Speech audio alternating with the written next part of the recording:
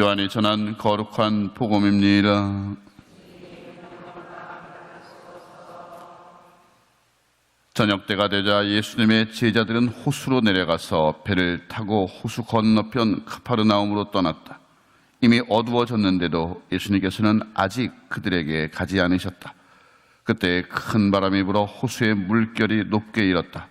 그들이 배를 25이나 30스타디온쯤 저어갔을 때 예수님께서 호수 위를 걸어 배에 가까이 오시는 것을 보고 두려워하였다. 예수님께서는 그들에게 말씀하셨다. 나다, 두려워하지 마라.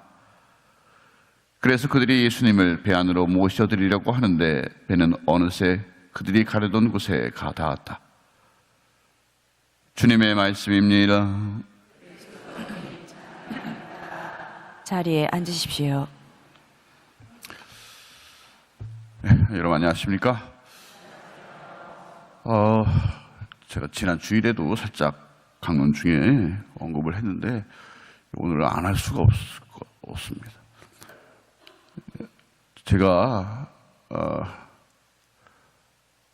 과거에는 좋아하는 남자 가수, 여자 가수 하면은 남자는 조용필 씨, 여자는 이선희 씨. 물론 나훈아와 뭐 이미자 씨 이런 분들은 한층 아마 여러분들 세대일 테고, 왜 좋아하냐면 성의를 다하거든요. 노래를 할 때 그분들은 어쨌든 성심성의껏 노래를 하시더라고요. 정성을 다해서. 요즘에는 방탄소년단을 좋아합니다. 여기서 이 공연한 거 아시죠? 여기를 시작으로 이제 세계 투어를 시작했는데 두 번째 나라로 어딜 간지 아세요? 일본을 갔습니다. 어제 있었어요. 어제. 일본 도쿄돔이라고 하는 데가 있는데 우리나라 잠실야구장보다 더 큰 데입니다. 어쨌든 고척돔이 있습니다만 어쨌든 도쿄돔이라는 한 8만 명이 모이는 그 자리에서 노래를 했는데 우리 한국말로 노래를, 물론 영어 가사도 있지만 섞여 있습니다. 요즘에 아이돌의 노래들은 한국말, 영어 이렇게 막 섞여 있어요. 그 중에 아리랑이 있습니다. 실제로. 세계 이 콘서트 제목 자체가 아리랑 투어고 8만 명의 그 일본 도쿄돔 안에 있는 젊은 친구들뿐만 아니라 이 팬층은 상당히 세대가 다양합니다. 아리랑을 불러 제꼈습니다. 생각만 해도. 그런데 직접 이렇게 아마 유튜브나 이런 걸 보시면 소름이 돋습니다. 이걸 제1교포분들이 그것을 TV로 아마 이렇게 봤을 경우에 어땠을까? 실제로 이들이 이젠 아시아, 또 유럽, 미국, 남미 쪽을 다 돌 텐데 그 현지의 젊은 친구들 또 그 팬들은 그냥 요즘엔 가사를 그 제목이 뭔지 내용이 뭔지를 다 번역을 해서 자기들끼리 공유를 한답니다. 근데 어쨌든 서투른 발음으로 아리랑을 불러 되겠지만 그것을 보는 해외에 나가 있는 그 어려움을 딛고 처음에 나가서 이민 사회에 그때 들어갔을 그 교포들, 그들의 눈과 귀에 다가올 아리랑은 어떤 느낌일까? 상상할 수 없는 거겠죠. 다른 나라 사람들, 다른 민족들은 좀처럼 체험하지 못하겠지만 우리 한민족은 아리랑에 대해서 학교에서 뭐 특별히 가르쳐주지 않았습니다만 쭉 우리는 저절로 익히게 된 노래입니다. 그리고 그거 부르면 우리나라에서 부르면요 뭐 그냥 또 타령하고 있네 하겠지만 외국에 나가서 우리의 가락이 들릴 때 그 뜨거움은 아마 남다르지 않을까 싶습니다. 최근엔 제가 또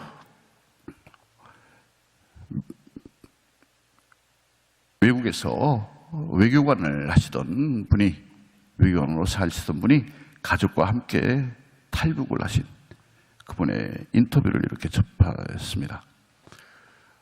엘리트, 특히 북한에서 비행기를 타고 다른 나라로 이렇게 간다는 것은 아무에게나 허락된 게 아닙니다.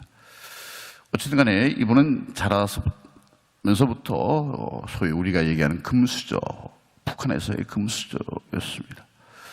당신 자신을 소개할 때도 그렇게 소개를 하셨어요. 들락날락 하면서 외국에서 또 뭐 공부도 많이 하고.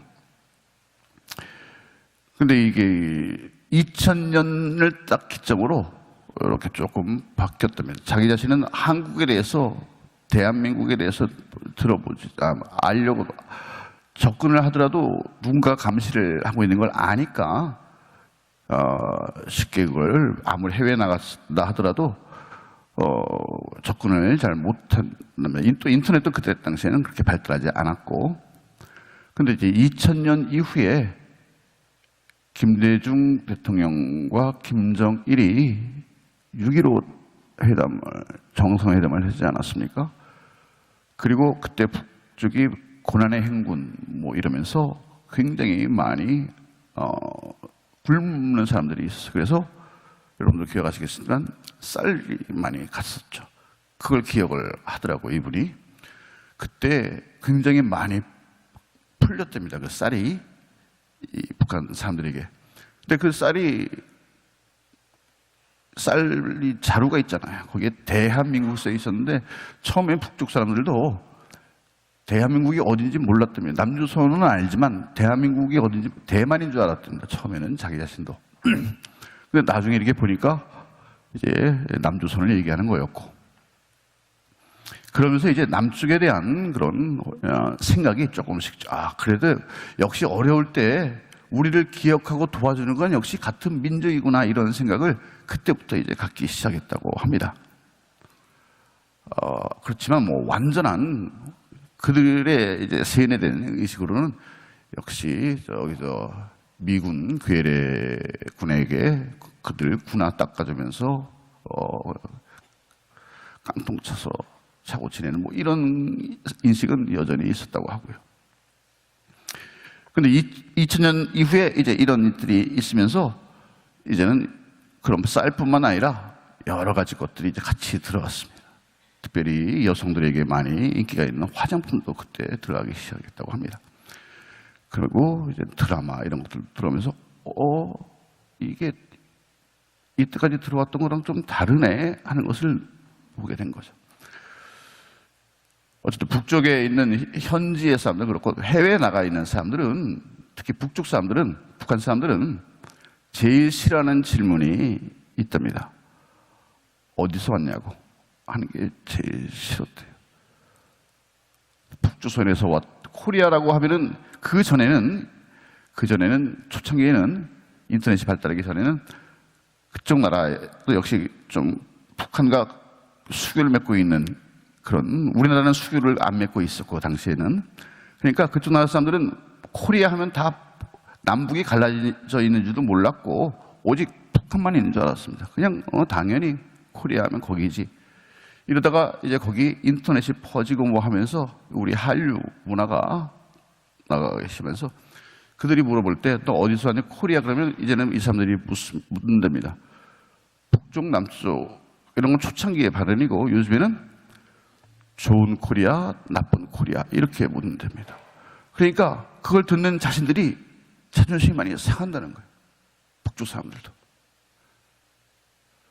그리고 이 코리아면 코리아지 뭘 자꾸 또 캐묻냐고 신경질적인 반응. 또 좋은 코리아, 나쁜 코리아, 뭐 사우스 코리아, 노스 코리아 이렇게 얘기를 하면은 사람들이 그 어느 코리아에 따라서 표정이 금방 확 바뀐다고 합니다. 우리 남쪽이라고 그러면 아주 친화적으로 그리고 자기도 뭐 아는 것처럼 뭐 이것저것 막 얘기를 하고 북쪽은 또 다 그렇게 표현을 안 한다고 합니다. 이게 이런 얘기를 들으면서 뭐 상당히 긴 인터뷰이긴 했습니다만은 우리의 우월감을 느끼면서 만족할 수만은 없었습니다. 그래도 우리는 기억을 해야 하겠죠. 우리가 아니면 누가 기억을 하겠습니까? 생각을 하겠습니까? 또 우리가 아니면 누가 그들에게 큰 도움을 또 줄 수 있겠습니까? 물질적으로 일회성의 이런 도움 말고 심정적으로 우리는 같은 민족이라는 사실, 같은 언어, 같은 역사를 지니고 있는 동포라는 사실, 이것을 결코 잊어서는 안 되겠죠. 우리가 잊는다면 누가 그들을 생각하겠습니까? 물론 우리나라가 이젠 자본주의적으로 상당히 많이 올라가서 오히려 원조를 받던 나라에서 원조를 해주는 그런 나라가 되었습니다. 세계 각국에 집도 지어주고 물도 나오게 하고 펌프도 설치해주고 뭐 등등도 하는데 유독 갈 수 없는 그곳은 더 절박한 필요가 있지요. 이 상태를, 팩트를 우리들이 절대 잊지 않았으면 좋겠습니다. 물론 지금 전 세계가 요동치는 이런 상황 속에서 하루하루가 다르게 정말 변하고 있지만 우리 민족도 우리 민족이지만 다른 민족도 민족이 서로 다른 것은 죄가 아니죠. 잘못도 아닙니다. 서로 그 다양한 민족들의 문화가 있고 역사가 있는데 그 서로 간의 문화를 서로 교류해 하면서 인간이 누릴 수 있는 많은 것들을 상대방에 대한 장점 또 부족한 점도 있다면 그것도 보완해 주려는 서로 간의 이런 소통 이런 것들이 자주 이루어질 수 있도록 이것은 뭡니까? 민족들의 복음화 얘기도 하지만 평화가 보장이 될 때 가능하겠죠. 평화란 상대방을 억압하고 마치 짓밟고 서서 총을 높이 들고 자기 자신의 건재를 자랑하는 자기 자신은 승리했으니까 평화긴 하겠지만 상대방은 그건 평화가 아니죠. 서로 간의 평화는 상대방에 대한 배려 그리고 인정에서부터 시작됩니다.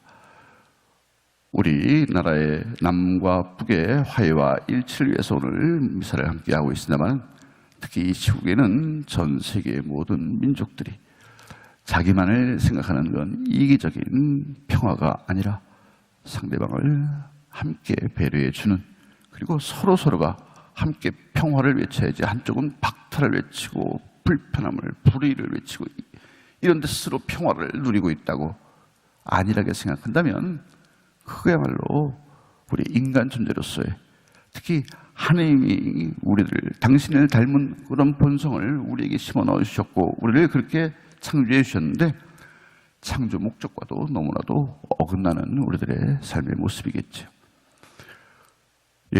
우리 정말로 하루하루가 다른 요즘 이 세상에 살고 있지만 또 바쁜 삶을 살고 있지만 우리 같은 민족으로서의 또 우리 스스로 나 자신의 민족으로서의 그 정체성 아리랑뿐만 아니라 우리가 서로 품고 있는 그런 우리 결의의 그런 소중한 가치들을 우리 잘 품고 지낼 수 있는 그런 슬기를 함께 모았으면 좋겠습니다.